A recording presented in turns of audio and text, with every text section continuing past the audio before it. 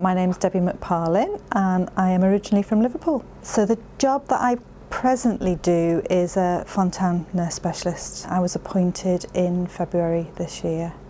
It is the first post that we know of, first Fontan Nurse post, Specialist Nurse post in the country. So as you can imagine, there's no template for the job. We need to make it into whatever we feel is going to benefit the patients, the families, and the long-term support of the patients themselves.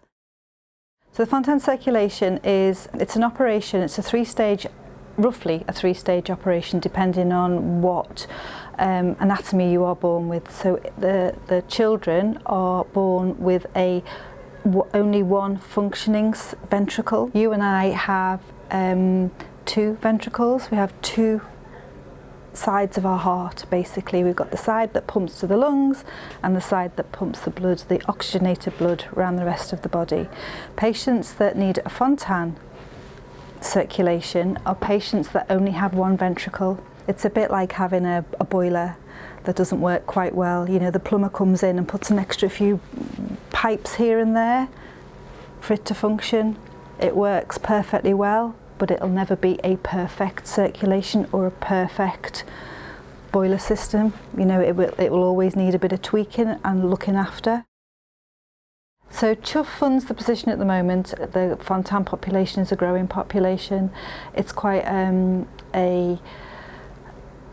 intense group of patients. They need a lot of monitoring, not only from, say, as I've said previously, from cardiac, but the rest of the bodies needs monitoring as well. So the liver and the kidneys and, you know, the gut, etc., etc. Unfortunately, as you know, in the NHS, trying to fund a new post is really quite difficult because there's a limited resource of money, and CHUF very kindly took on the funding of the post, and will do going forward as long as I behave myself.